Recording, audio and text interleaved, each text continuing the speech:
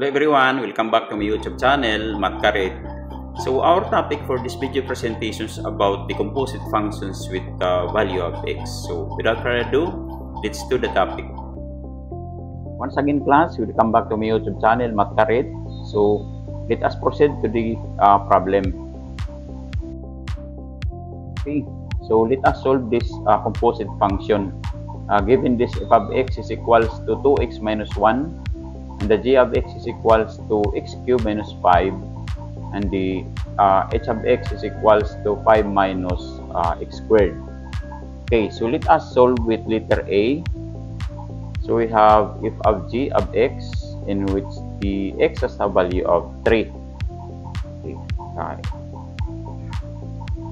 It is how to solve this problem for letter A. So we have f of g of 3 equals to 2x minus 1. Okay. So for this composite function, the value of the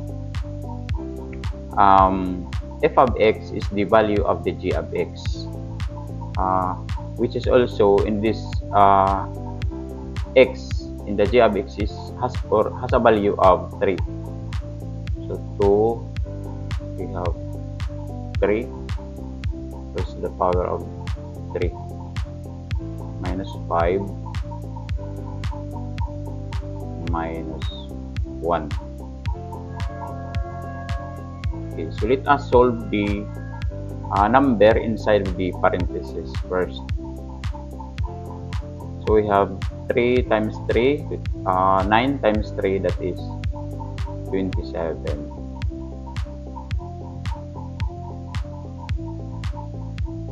Ang iba nagtatanong, bakit 27 sir? Ang 3 ay mumultiply natin sa 3 times by itself. So 3 times 3, 9 times 3, that is 27. So bring down 9. Okay, next.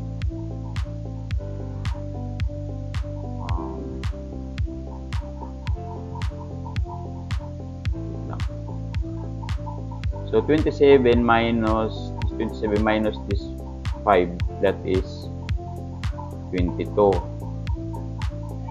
Bring down yung 1. Then multiply this 2 to 22, that is equals to 44. Then bring down 1 or negative 1. So 44 minus 1, that is 43. So that is our final answer. Okay, so what about letter B? So letter B, we have g of f of 3. Okay, so isusulat muna natin yung value ng g of x, which is x cubed minus 5. So ang magiging value ng x natin dito sa g of f of 3 or of x, yung value ng f of x, which is 2x minus 1. Okay, so we have 2. Meron 3 ang value ng x natin dito sa f of x minus 1 parenthesis siya cube. Ay, erase muna natin.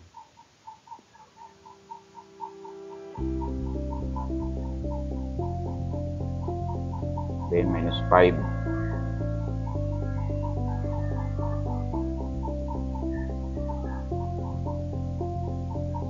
Okay. So 2 times 3, that is 6 minus 1 parenthesis cube minus 5.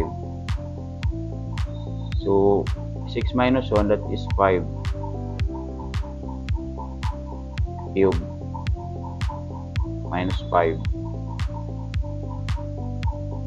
Okay. So, ngayon, multiply natin yung 5 3 times. So, 5 times 5, 25 times 5, that is 125 minus 5 natin. So, that is equals to 120. Okay?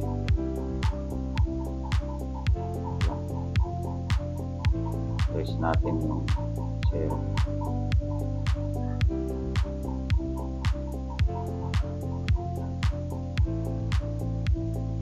It's 120. Okay? So, I hope that you learned on how to solve the composite function.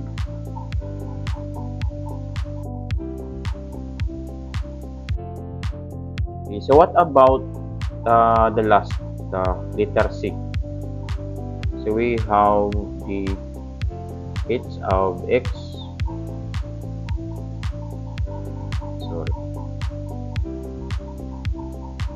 of g, the value of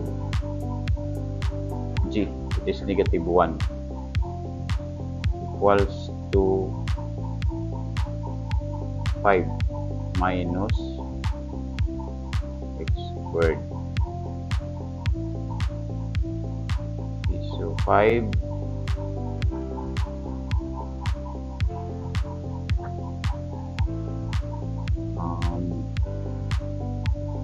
minus the value of x, which is negative 1, raised to the power of 3,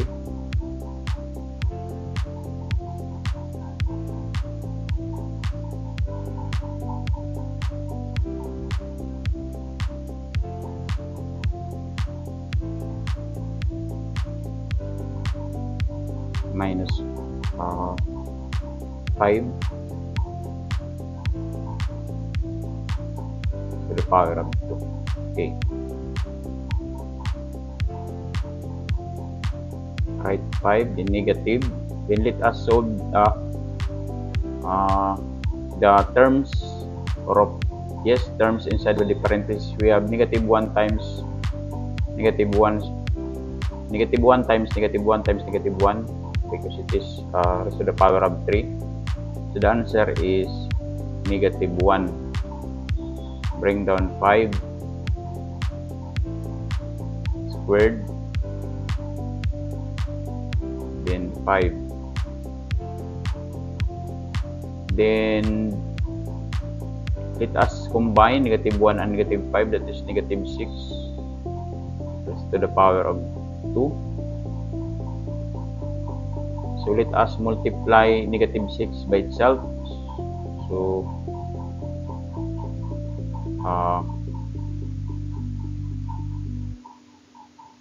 that is 6 times 6, that is positive 36. Positive 36. Okay. Then let us multiply this negative sign to the positive 36, that is negative 36. Then combine, we have negative 31. Okay, that is our final answer. Okay, so I hope that you learned from this video presentations about the composite function. So until next video, thank you for watching.